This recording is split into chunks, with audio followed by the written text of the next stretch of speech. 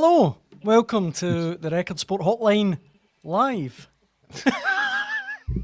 Sorry, my rhythm got a wee bit mixed up there. Full partridge. Welcome to the Hotline Live with Record Sport. Keith, how's it going? Very well. Yeah? Yeah. It's going very well for me as well, but I don't think it's going as well as Record Sport's Ryan McDonald, who is in Lisbon, and he joins us now. Yes, you'll be sick of seeing my face, Dan, after we're live just about an hour ago.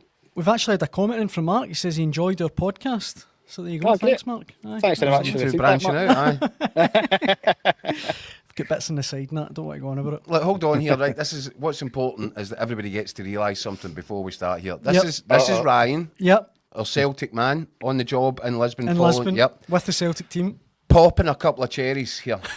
This is his Hotline Live cherry pop. It is. Yep. And it's his first ever a trip abroad. for the paper and for online and all that. So massive 24 hours for you, really, Ryan, when you think about it. Cheers for that, Keith. No pressure at all. No pressure at all, apart from the fact that a little birdie tells me that Mick Gannon will be joining you in Lisbon on Saturday night. Yeah, Saturday night fever in Lisbon. Look forward to it. Have you the first idea of what that entails? No, but I think you're going to tell me. Well, I'm just speaking as a man of experience who has had to travel. And by the way, I will say the pleasure of travelling around Europe with Mick Gannon up until a point, and the point is when he goes full Frank the Tank. Are you aware of Frank the Tank, Ryan? No, I'm not. See, once you're off, right, go do yourself a favour, go and Google it, Frank. Now, people have said, and once you've been told this, you can't unsee it, right? Mick Gannon is Will Ferrell's lookalike, right? Now, you wouldn't instantly think that. Now that I've said it, when you see the two, you just can't see one without the other. Now. When you said it to me, I thought to myself, he doesn't look anything like. But then when I saw him again, I thought, he actually kind of does. He really does. Aye, he really does. Now I can't watch any Will Ferrell film. I'm just seeing Gannon, right? But the point is this: Frank the Tank is Gannon on Saturday night in Lisbon. This is about to come your way. This is something that you have to deal with. And by the way, this is called earning your journalistic spurs, Ryan. Yes. If you can deal with Saturday night, Frank the Tank in Lisbon, you've got a real chance, sir. And Ryan, if you can sort out, if we can get a Facebook Live around midnight on Saturday night, I think that would be good, wouldn't it? Just do a kind of pre-record at 3 a.m. or something. Aye, perfect. Something like That'd be good. That would end up going viral, no sure about that. Something will go viral. Hugh in the comment section writes in saying, "Cut the nonsense.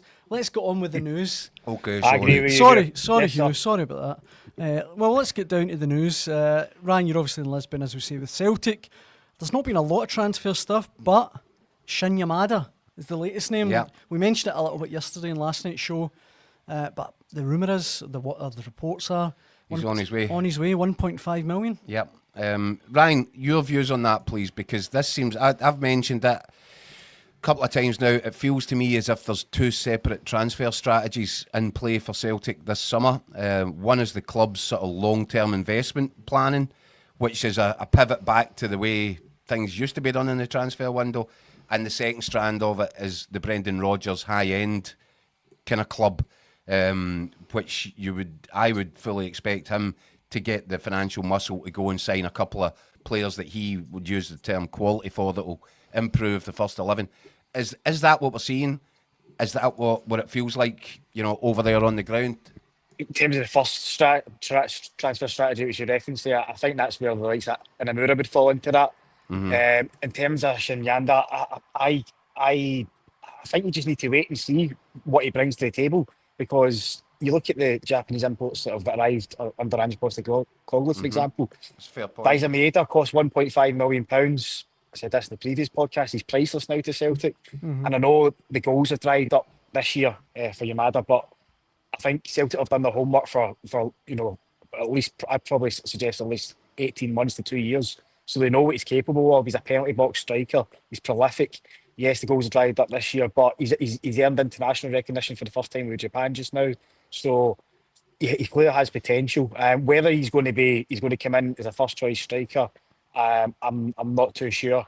As I say, I think in terms of marquee signings, I think that's going to be dependent on whether Celtic qualify for the Champions League.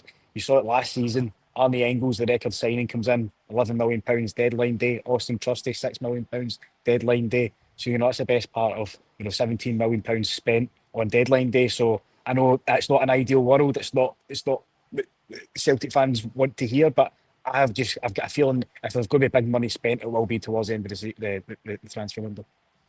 If you're looking for marquee signings, it's usually towards the end of the transfer window because guys are going to have options. There's going to, so I agree. I think that there will be a sort of flurry of activity later on in the window, and I think those will be the Brendan Rodgers club class signings, if you know what I mean. Yeah. Well, but just now it does feel as if Celtic are doing, reverting to the previous model a little bit. Well, Mark Fairfield writes in saying, so what's Celtic going to do with 4 or 5 strikers? And that's without the class striker the fans are craving. This one as well, Charlie Mack says, the strikers Celtic now have, Yamada, Osman, Kenny and Ida. Does this mean that Jacko's consultations with his teabag and crystal balls about a big name striker are out the window? No.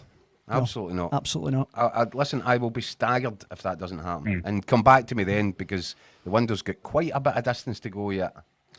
Mark also says, how did Ryan get promoted to Portugal ahead of us? That's a question I've been asking myself the last couple of years. Do you know what? I don't know about you, mate. I don't know how you've been overlooked, but, you come to a certain age and, I've kind of done the miles. I've done all the air miles.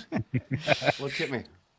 Have you been in any press trips to Portugal? You must have been. Plenty. Aye. Yeah. Aye. In fact, I had 4 weeks in Lisbon at the Euros. That would have been Euro 2004. Yeah. And what a brilliant city it is. Aye. Love it, love it, love it, love it. Aye. Yeah, beautiful. And a special city for Celtic as well, obviously. Mm-hmm. So Ryan, you're obviously out there. We've talked a little bit about the transfers. What is your movement over the next couple of days? Yeah, so Celtic will be holding a kind of media day tomorrow. I say media day, there's only a couple of us out here. But we'll get the chance to hopefully speak to the manager, possibly a player or two. We're going over to their training centre, which I believe is in the shadow of the Stadio Nacional. So it's more or less round the corner. So yeah, looking forward to getting over there. And hopefully, I know Jota is rejoined the group. He's been doing his rehab in Portugal. Clearly, he's not going to be out in the grass or anything like that, but he'll be mingling in and around about the squad. So might bump into him.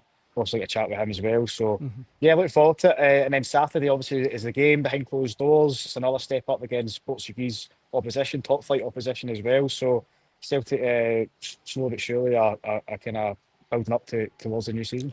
In the comments again, Paul writes in saying Celtic need a big physical midfielder as well. Paul also says, Paul Birrell this time, Celtic need a new left winger. I totally agree with you in the terms that I think a big signing will be late. I think it kind of has to be late in the window, but there's still quite a lot of work for Celtic to do, I would say. Well, quite a lot of work. I mean, you consider what last season looked like for Celtic. Aye, okay, right? Aye. Will Brendan Rodgers have to make drastic surgery to that starting 11? No, I wouldn't say that. Aye. No, but you need a new left back. You do need a new at least one winger. Yes, a striker. Yeah, potentially a centre half. That would be, I think, aye, Brendan Rodgers' complete shopping list right there. Aye, left back to cover for Tierney, a left side the centre half, one of the same kind of similar stature as Cameron Carter-Vickers. Certainly at least one winger. I think one winger could just about do, because I think Maida goes back to the left, and I think yes, a striker oven ready. Maybe even Inamura could be the backup left back. You never know. Well, he could be, because he certainly did enough to impress Brendan Rodgers in his first 45 minutes at Cork. I think, as Ryan says, Celtic are now going up through the gears in terms of their pre-season preparations, and it'll be interesting to see can he match that? Can he go with the pace that the rest of the squad will set? And if he can, then he'll play his way into it as a real prospect for playing that position. He certainly didn't look uncomfortable playing at left back, but there are much bigger and stronger, harder tests to come from in a Celtic shirt if he's going to prove to Brendan Rodgers that Brendan Rodgers doesn't need to look elsewhere. John points out the Celtic need a Wanyama type signing to Boston midfield. It's not that they grow on trees, unfortunately, but would you go along with that as well, Ryan? They still need probably 4 or 5 signings. Well, just to go over what you said, definitely a left back, although I would like to see Mitchell Frame given a chance as a deputy to Kieran Tierney, but the problem is the left back slot I think is going to be a job share this season. I think whoever comes in could end up playing just as much as Kieran Tierney because they're going to have to manage his fitness due to his obvious injury record. So you can definitely get a left back. I think 2 wingers are required, one in the left, one in the right. Definitely a striker. And it will be interesting to see where Ben Nygren plays as well. I know he can play out right, but he doesn't have that speed or that kind of electric pace. So I've heard from journalists in Sweden and fans in Sweden that his best position is actually as a right-sided central midfielder. So he could be that kind of creative force that Celtic have been lacking. We saw it in the Scottish Cup final with Rio Hatate missing. I think they were badly missing a player of that. A man that can score from midfield. And I think they've missed that since Mattarelli and Tom Rodgett have left. So he could be that man. But in terms of Wanyama figure in midfield, I think Celtic have been crying out for that since he left, more or less, especially at European level. I think they're too weak when they come up against the elite, and they could really do a kind of powerhouse in the centre of the park. But as you say, Dan, they don't grow on trees and they cost a lot of money. So but I do think that is something that Celtic have been desperately needing for a while. Well, where's he going to play? Centre mid, probably.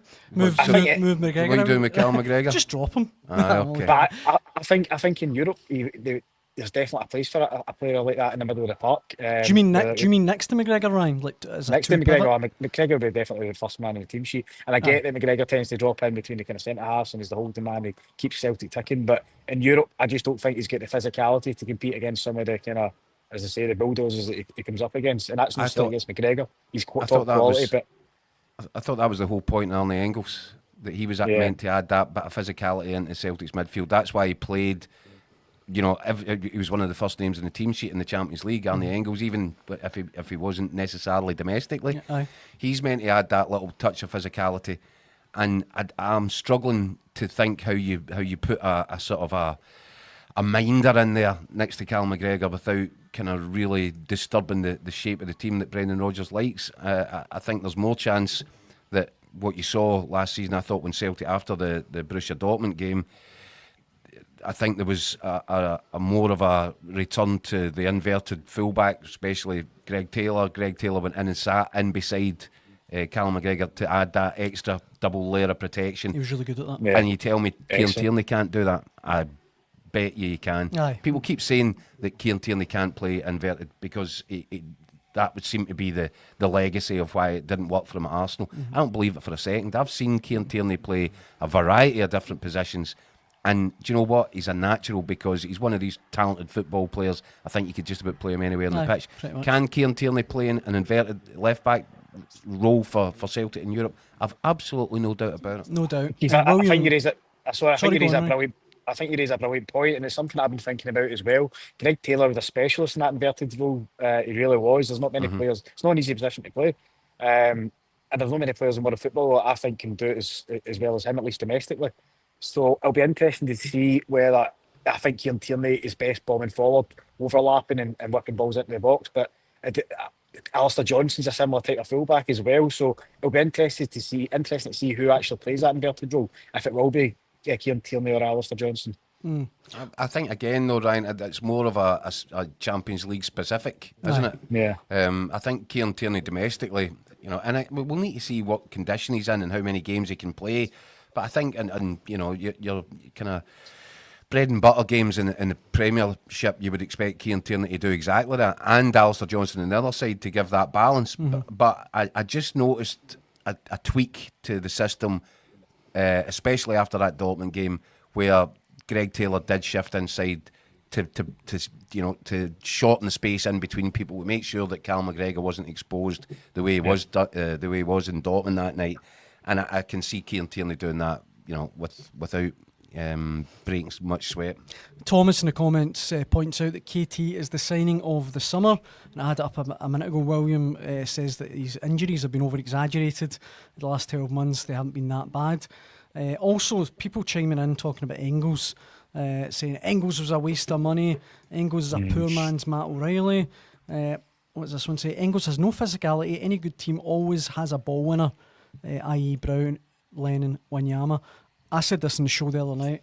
I think this forthcoming season is going to be a big one for Engels. I think he's going to come of age, and I actually think it's been overstated how poor he was last I don't season. think it was poor. We've said that. Aye. It wasn't poor, but there's plenty of room for improvement. If he has another season on a similar level to I'd his agree with first that, season, then you would maybe start to reach the conclusion at the end of season 2, this isn't working out. You're looking at Arnie Engels saying you need to go to a different level in the coming season. You've had time to bed in, you found your feet, you've got used to the culture, the environment, your team, Scottish football in general. But now is the time to have a growth spurt in your Celtic career.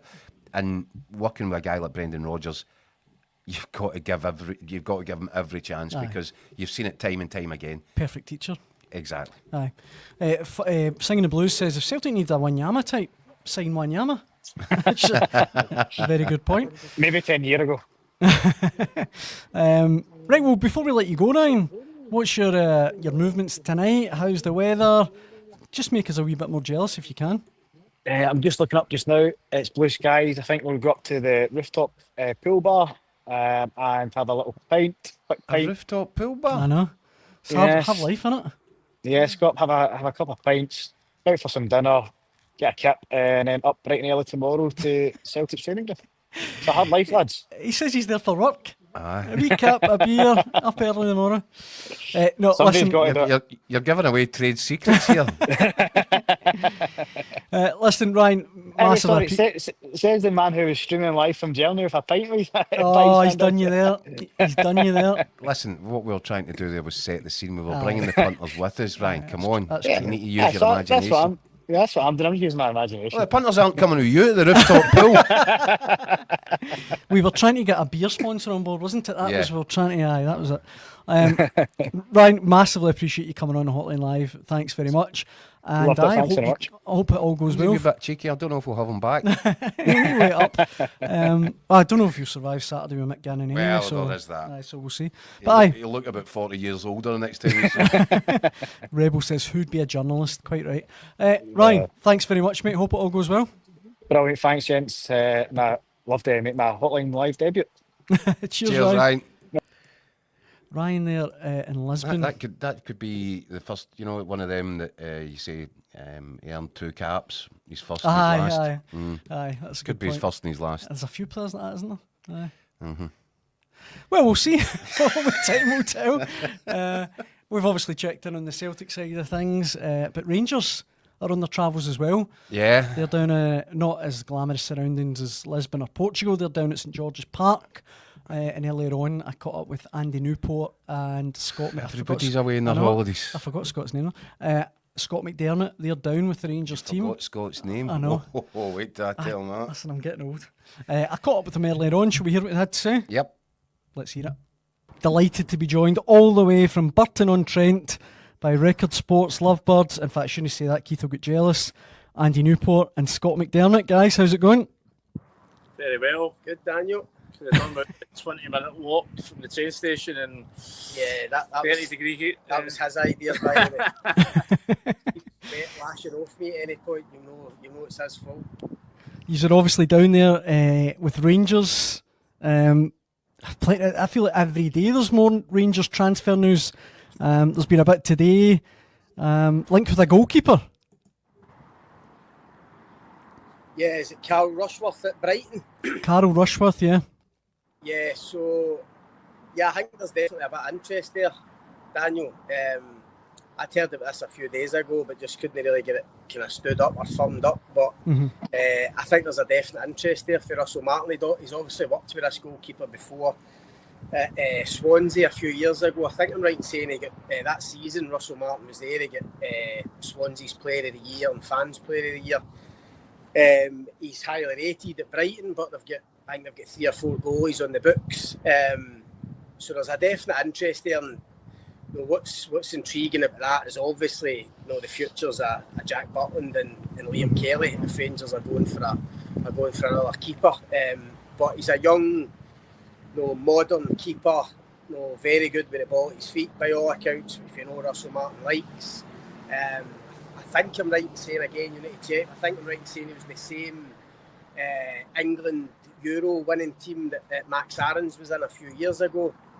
So there's relationships there, and I'm not sure how it's progressed, but I know there's definitely an interest for Rangers there, so it's going to be really interesting to see how it progresses. And the other name that's cropped up today is Hull winger Abu Kamara. It definitely feels like the English Championship is going to continue to be raided right up to deadline day. I mean, it's a market, Scott, that Rangers, I think some fans have got concerns about, given some of the haphazard sort of fortunes that they've had in that sort of shopping there before. But so Russell Martin, having operated down there for the last few years, should know the ins and outs, should know where the bargains are, should know where there's value for money. So if he feels that these guys are good enough to come in, having had a couple of weeks to assess the Rangers squad, then I think the Rangers fans just need to trust them.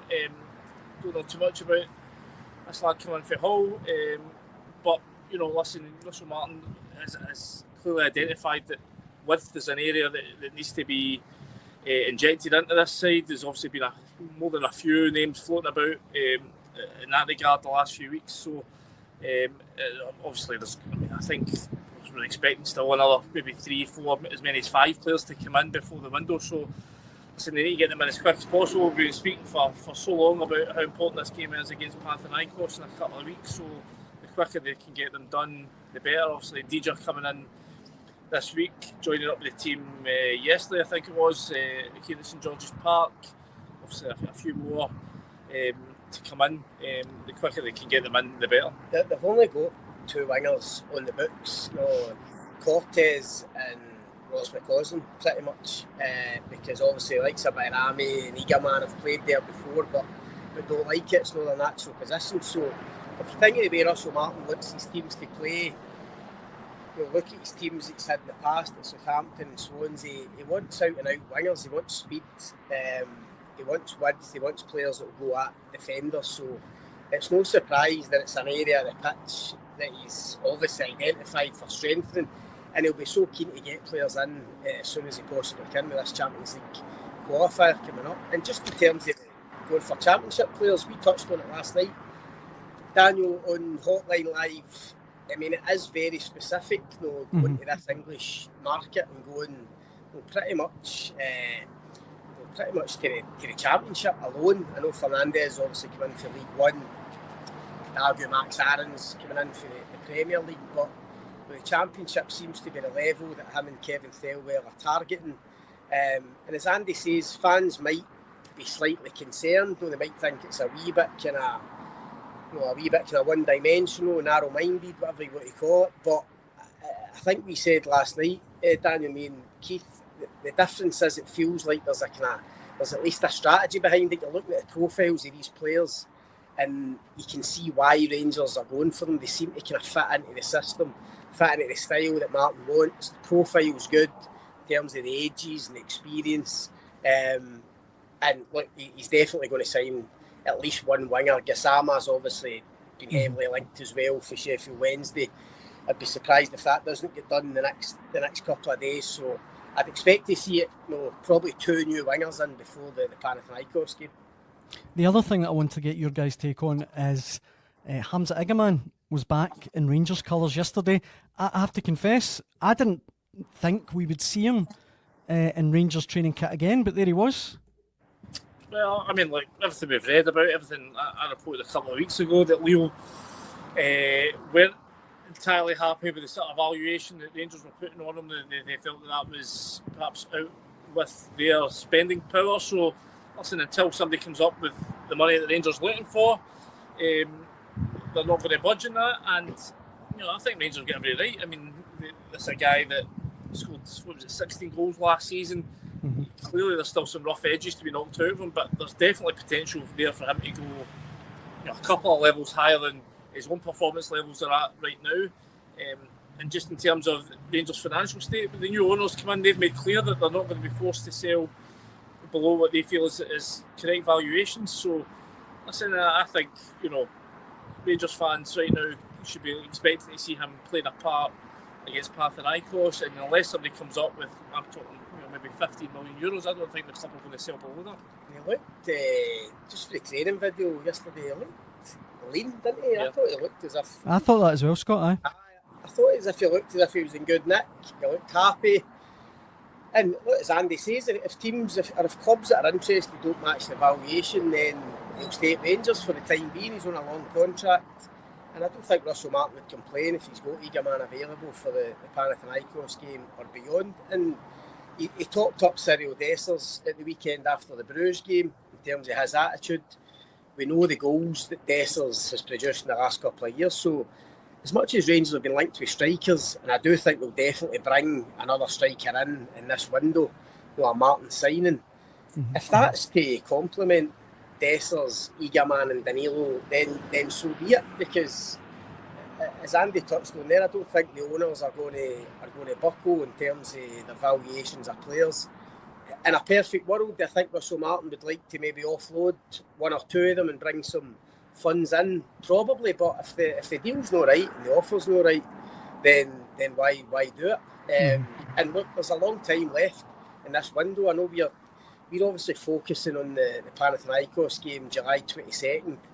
There's basically another 6 weeks after that before the window closes. So a lot can change in that time. But at the moment, it looks as if Dessers and Eagleman are back in amongst it, and it looks as if they'll be involved against Panathinaikos in the Champions League game. And just before I let you go, guys, you're obviously in Burton-upon-Trent at the moment. What is your movement for the next day or two? Well, we've got we'll be up at the training ground bright and early tomorrow. I think it's 9:30. We'll be sitting down having a couple of chats with some players. Hopefully a lengthy chat with Russell Martin, and obviously and then we'll have another couple of, I think we'll be able to watch a bit of training in the morning, and another few interviews in the afternoon before we head up the road on Saturday morning. But we'll be able to read all that online and in the paper over the next few days. We'll drip that out, we'll drip feed that out and let people see it day by day as it unfolds over the next few weeks. The good thing is that the first chance for us and the other media to kind of have a proper sit down with Russell Martin. Obviously we spoke to him when he's unveiling at Ibrox, and then we got kind of 5 or 10 minutes in the press conference after the Bruges game at the weekend. But tomorrow will feel a bit different. Hopefully it'll be a bit more relaxed.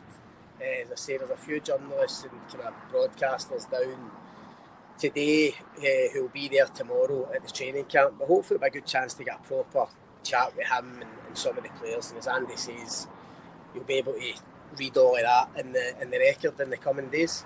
Aye, absolutely. Guys, it's always a pleasure having you on. I hope you have a wonderful trip and safe travels back home when the time comes. Cheers, Daniel. Thank you. Cheers, guys. We've got plenty of posts coming in, Keith, and if you're watching at home, you want to get involved, send them in the comment section. John points out that Eagleman is back at Rangers because the ridiculous fee Rangers are asking for. Even Billy Dodd said he wasn't worth it. And I bring that up because Andy there saying he thinks €15 million is the asking price.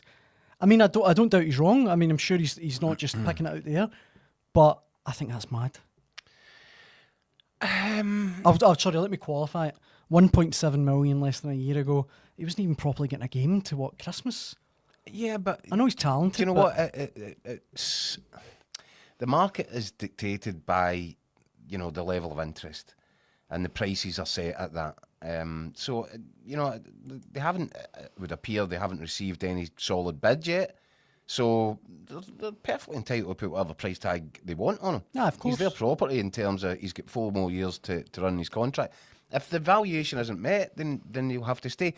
This is the bit that I found interesting. I'm glad you asked the question about whether or not you expected to see him in the Rangers training kit again. There's always a red flag goes up. See when players that might be looking for a move kind of lose their passport or have a visa issue, the visa goes wrong and don't manage to get back in time. We've seen it over and over and over, and it's maybe the old cynic in me. As soon as I heard that and Russell Martin trying to explain it, it all sounded a little bit, oh really? Because I've been in that movie 100 times, and that kind of raised a flag for me. I'm thinking, right, okay, so this is the game's beginning, but maybe not. And on this occasion, Russell Martin appears to have been telling the truth. It was nothing more sinister than there has been a bit of a cock-up, probably a bit of an oversight by Hamza Eagleman. And he's now in England, rejoined. And as the guy said from the videos and all that, he seemed happy to be there. So, look, do I think that Hamza Eagleman is the guy to lead Russell Martin's attack? I am not sure about that, because I've spoken about it. I think he's more of a free spirit. I think that Martin's sides are really structured in the way that they press, and the centre forward plays a major part in that, often as the trigger. Can Hamza Egerman take that all on board and play that, kind of fulfil that function in a Russell Martin side? I'm not sure, but I do know he's a really talented boy. Oh, he's definitely got talent. He's got bags of talent. I've said since I first saw him, he might be as raw as a pound of Moroccan mince, but there's real ability there. Now, if Russell Martin can get into him and work on him, and if he takes on the information, that'll help him become a better player. And if he does become a better player, and a guy that in a year's time you've actually seen real levels of development over the previous 12 months, then Rangers won't be shy of offers. I think there'll still be offers for him this summer. You think so? It comes down then to, are Rangers happy to sell at the price that's been offered to them? And if they're not, as I said, they're in a good position with him because he's got 4 years. It's not, Raskin's a different kettle of fish. Raskin is going into, he's only got 2 years left in his deal. So if you don't sell now, you'll either extend his contract, give him a longer term contract, safeguard yourself in terms of his transfer market value, because now's the optimum summer to sell Raskin. Yeah. If he doesn't sell a new contract, doesn't sign a new contract, then it becomes an issue for Rangers, because they can get an optimum sort of fee in for him just now. And that's going to be an interesting one as well. There's so much still to happen. As the boys are saying, there's 6 weeks of this transfer window still to go. It's just happening at a phenomenal rate in the early days of July. So, loads and loads and loads of issues still to be settled. If I was Rangers, I'd be desperately trying to sit Raskin down and get him to extend, give him a few more quid in his pocket and say, look, sign a 3-year extension, and if we get the right price in a year's time, or once you've played at a World Cup with Belgium, there's money to be made there. Raskin's a very good player, and I think could be a key player for Russell Martin in the way that he likes his team to play. High tempo, high energy. Yep. And Raskin became a better player towards the end of last season when Barry Ferguson pushed him further up the pitch.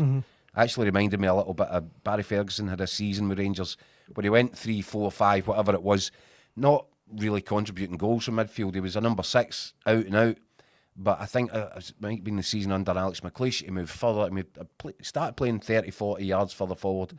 That's what he did with Raskin. Raskin made the exact same move, and towards the end of last season he starts contributing with assists and goals. And I think that if I was Russell Martin, I'd be looking at that and thinking he could have a massive influence on next season. Can we sit him down and try and get him tied down with a new deal? Luke Skywalker says definitely, Keith. He also says Raskin will sign, don't worry. A couple of comments, Darren again on Raskin. He says he's the best midfielder in Scotland. There's a reason he starts for Belgium. And a couple on Igaman. Ali says he'll be worth crazy money in 2 years' time. But Hugh Burns says if Igaman's worth €15 million, then Girona get an absolute bargain for Miovski. And Roger says Igaman has not proved himself on a week-to-week basis. He's still got a lot to prove. And just before we move on from Rangers, Keith, I wanted to get your take on the goalkeeper that we mentioned there. Jackie here says a new goalie's been badly needed at Rangers for a while now. Butland has been under par. Do you agree with that? I don't think he enjoyed himself last season, Jack Butland, and it got to the point that he was making so many errors so frequently, and big costly mistakes as well. Yeah. That he had to be taken out the firing line. So his confidence have probably taken a bit of a battering from that as well. Jack Butland at the top of his form, i.e. the sort of first season that he was at Ibrox, he looked real quality. He looked like a guy, a Premier League goalkeeper, and I mean English Premier League standard. And I'm sure, and there were plenty of Rangers people talking then about, we've got this guy in for nothing, we could flog him for 20 million. And maybe that, we keep talking about it, the kind of sliding doors moments. Maybe that was one that at the end of that first season, Rangers could have made a real killing on that, given that he didn't cost a fee. I don't think you'd get anywhere remotely close to the sort of big numbers that were being talked about now. So what do you do with Jack Butland? And is Jack Butland good enough with the ball at his feet to, be considered a first pick goalkeeper by Russell Martin, because it is a different style of football. If you were the Rangers manager going in, and you've obviously got a limited budget and what have you, and so many facets of your team you need to improve, rebuild, would you go in and go, look, I need a new number one goalie? I wouldn't have thought that would be a priority, right. but it does depend on how Russell Martin sees it, right. and how key it is for the goalkeeper. And I have to say, a lot of the goals, the comic cup kind of episodes that we saw at Southampton last season, it was mix-ups between the goalkeeper and his centre halves or his full-backs, overplaying out from the back.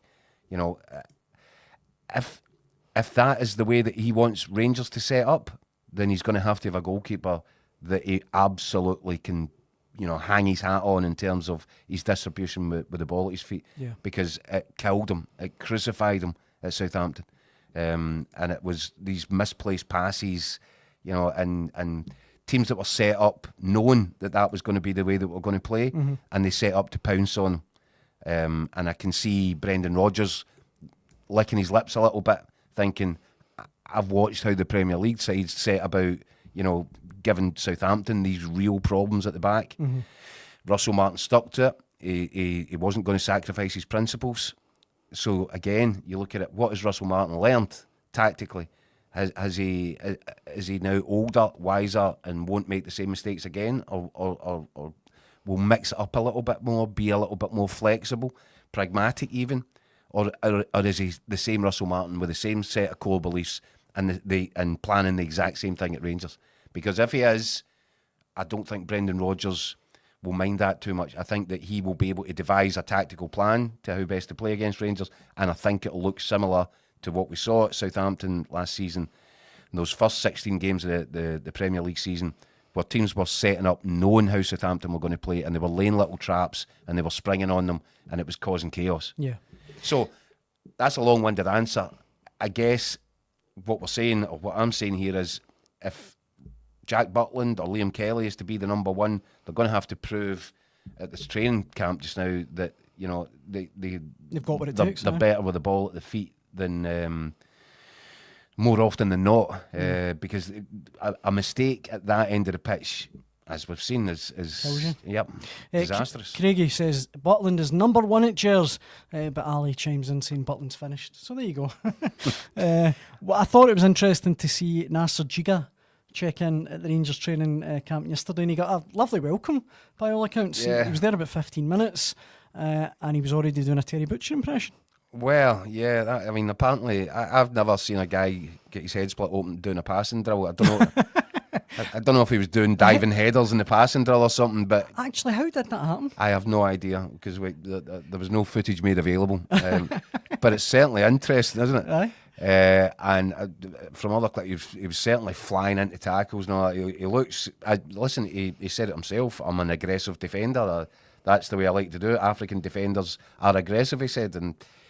To bust your head open doing a passing drill certainly suggests that this boy's going to go full tilt. I think you could actually hear Russell Martin going over to him and saying, well, that's good. There'll be plenty more of them to come.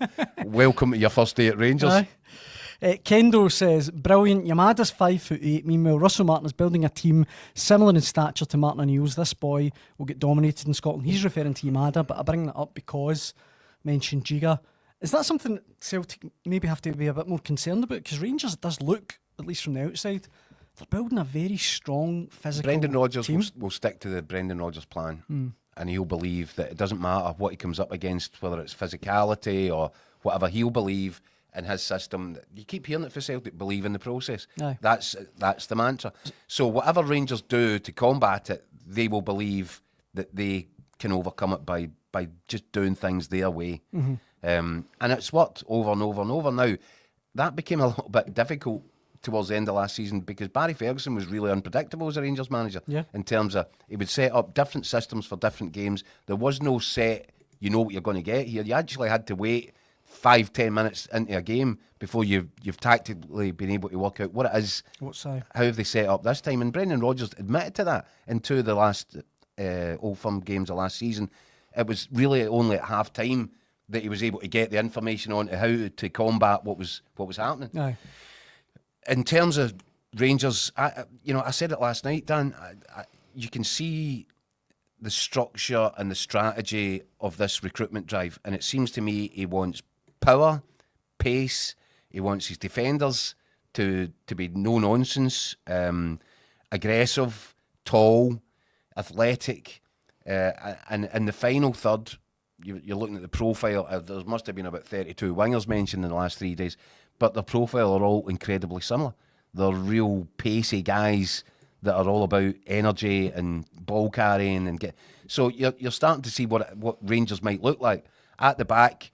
Big, powerful, no nonsense, but capable of playing into midfield at the same time. Midfield, you've got some decent ball players in there already, and Raskin, Diamondi, Rodwell will add to that as well. Connor Barron.